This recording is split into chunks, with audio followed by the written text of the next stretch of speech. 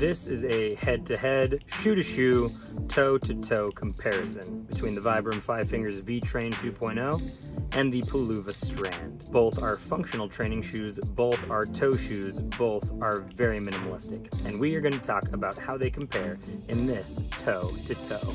Hey there, I'm glad you're here. My name is Chris, and this is the Sons of Seaver YouTube channel where there's no such thing as bad weather, only bad gear. Today, as was mentioned in the intro, the toe-to-toe is going over these very different but very similar shoes. They're definitely made for the same purpose. This is the Peluva Strand and the Vibram Vtrain 2.0. I have not only extensive miles, but extensive pounds in the gym put on both of these models of training shoe. So we are going to talk about how they compare. There are two main things that I want to glean from the specs of these shoes that I think are important when comparing them. The first one is going to be weight. The Vtrain 2.0 comes in at 7.8 ounces, while the Peluva Strand comes in at a very light 7.2 ounces, and that 0.6 ounces is actually very noticeable. If you hold them in opposite hands, you can definitely tell that the Vibram is carrying a little bit more weight. It's a small difference, but the only reason I mention that is because when you hold the Strand, it feels feather light. This is interesting considering the next thing I want to talk about is stack height. The Peluva Strand comes in at a stack height of 9 millimeters, while the Vtrain 2.0 comes in at a stack height of 6 millimeters. So even though we have more substance under the foot in this guy, it still somehow comes in lighter than this one. Now I want to shift into my likes about these shoes and comparing them to each other. It's going to be an interesting conversation because they have different stack heights, and I like both stack heights for different things. Starting with the Strand's 9 millimeter stack height, I really like it for running. This shoe is not meant to be a runner, and the people that I'm in contact with at Peluva are actually keeping tabs on me as I put miles on this specific model. This blue Strand that I have here actually has well over 100 miles of running on it at this point. I actually think the 9 millimeter stack height makes it shine there, whereas many Vibrams are solicited as being good for running. They come in at much thinner stack heights, 6 millimeters here, so 3 millimeters less. I wouldn't say that's a massive difference, especially if you go look at a ruler. But what's weird about the Vtrain 2.0 is I received it after the Peluva Strand, and I thought that running in it was going to be harder on my feet and harder on my calves because of the lack of stack height.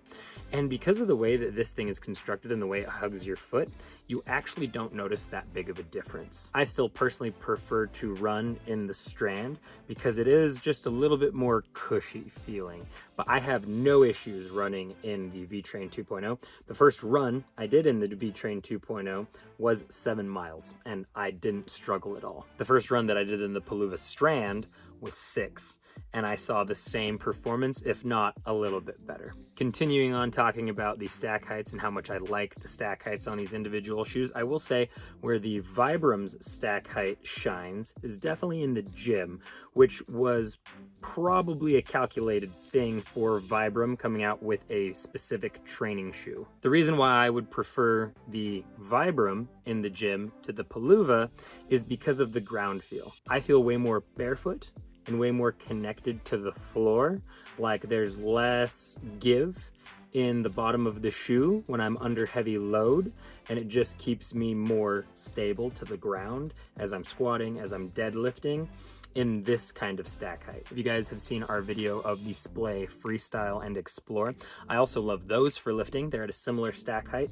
to the Vibram. They're extremely wide, and I love them because of how connected to the floor I am in them. That is not to say that the Strand is bad in the gym. I actually love this in the gym, especially if I'm having a day where my feet are a little bit more sensitive, or if I'm having any aches or pains from the ankles down or anything like that.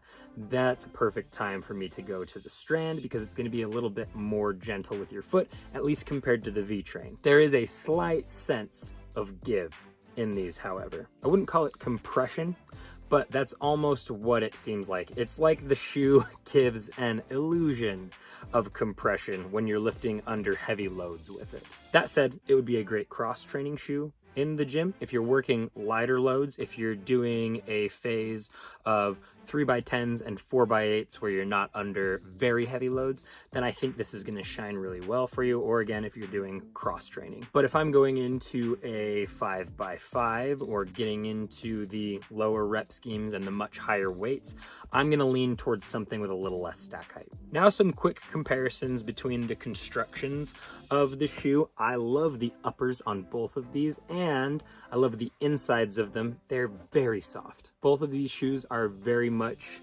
barefoot shoes where you don't need socks in order to wear them. They are very comfortable in the actual shoe. With that, the uppers are also very, very soft. That can be good or bad depending on what you're planning on using the shoe for. For my purposes, with running and with lifting in the gym, that soft, velvety upper is a very nice feature in my opinion. The Vtrain has some extra support structures on the sides in the way of this kind of foam, I think it's called PLA layer.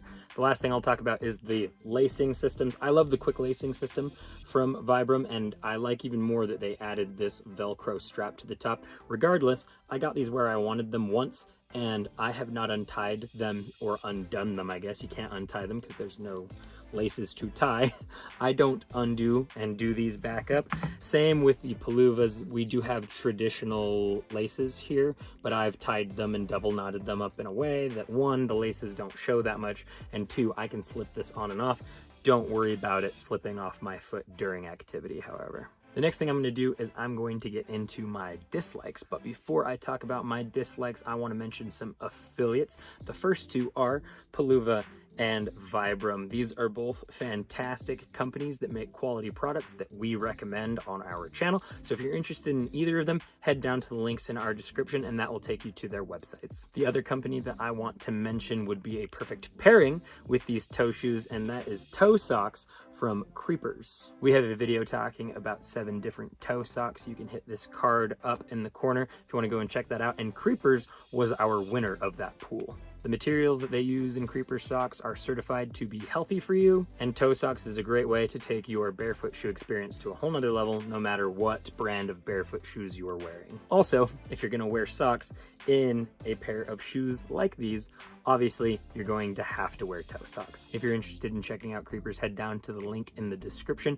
If you're interested in picking up a pair, you can use Sons of Seaver as your discount code at checkout to save yourself 10%. Talking about my dislikes of these shoes, the only main one is one that they very much share, and it's the lack of weatherproofing. Now, the only reason that I care about weatherproofing in shoes like this, training shoes that are meant to be used in the gym, is that I like them for running. I think these are both very versatile shoes and they can be used for running, but if you so much as run through a puddle, not even a puddle, if you just run over wet concrete that's had the sprinklers on it, doesn't have the sprinklers on it currently, but has had the sprinklers spray it like maybe 10 minutes ago, you will get water up between your toes and soaking the upper of your shoe. Currently, to my knowledge, neither of these companies has a weatherproof shoe that's going to do well at keeping water out.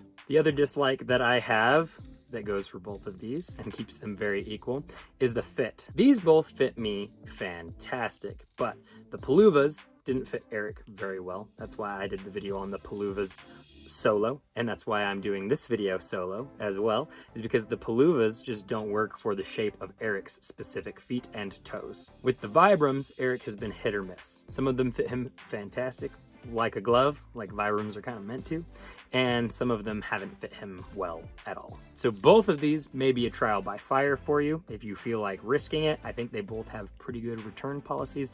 If they don't fit your feet or they just don't work out for you, you can return them and get your money back. The biggest concern that stands out for me from one over the other is I'm worried about the durability of the Vtrain 2.0. I specifically chose the right shoe to present to you today because it is the one that has a hole in it. That is just from me tripping on a curb. Sometimes I do wear these for work. I find them that comfortable. Same with the Peluvas as well. And my work as a delivery driver is kind of a rugged job. I'm going up and down stairs a lot, and I'm carrying big heavy boxes. A lot of the time I lose my footing, I drag my feet, and things happen to my shoes. I've had a couple bang ups with this, a couple trips and a couple snags.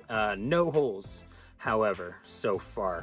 But the first time I got snagged on this guy, I got a little hole in it. Now, it's not a catastrophic failure of a hole, not yet. Anyway, we'll see how it holds up over time, but I can definitely see my finger through it. And if I stick my hand under here and play with the material, and I do the same over here, the Peluva's material does seem a little bit thicker. All that to say, I think this is gonna hold up a little bit better when it comes to durability. And considering it looks the way that it does after over 100 miles of running, I would say that it's holding up pretty good. No delamination of the rubber that covers the toes on either of these models so far, and they have both seen a fair bit of use. One more comparison that I want to make that's not a like or a dislike, just something to consider, is that the bottoms are very different in their grip pattern. You'll notice that the Peluva is very, very flat, and that we just have these little rubber cuts and then some divots in between the rubber where the foam is. Over on the Vibram, we have significantly more gripping details, and we're not quite as flat, but it is foot shaped. So this isn't going to provide support to your foot necessarily, but it's going to kind of contour to the shape of your feet. In that, it'll give you more of a sock feel. The last big difference that I'll leave on the table, and this could be a like or a dislike for you, is that in my opinion, one of these looks a little bit more like a traditional shoe while having those healthy barefoot characteristics. The other one very much looks like what people have called for a long time a monkey shoe. People are going to look at these twice and wonder about them. People may actually glaze over these a little bit and not fully comprehend what's going on with them, just because at a glance and from the side, they kind of don't look that crazy. One example from my life, my wife does not hate these. She actually doesn't mind me wearing them out in public. The first time she saw them, that is what she mentioned. She said the words, "I don't hate those as much." So take that for what it's worth. Again, folks, I would recommend either of these shoes. I think they both do a really good job if you're looking for a trainer. Hopefully, if you are shopping around for a training shoe and a barefoot training shoe, and maybe even a barefoot toe shoe training shoe, this video will help you with your decision. Whether it's the Peluva Strand or the Vibram Vtrain 2.0, you're not going to be disappointed, in my opinion, if they fit your specific foot shape. Folks, if you liked this video, we would appreciate it if you would like and subscribe. We always appreciate it when people go and check out the links for the outdoor brands that we work with, that we love. Those links will be down in the description. If you want more content from us, then make sure to follow us on Instagram, where we are constantly posting about the newest products that we're working with. Also consider following us on Strava, where we log a lot of our activity. You can log your activity too. We'll follow each other, and we can create a more outdoor minded and outdoor active community. We're glad you're here. We appreciate your view. And as always, we will catch you in the mountains.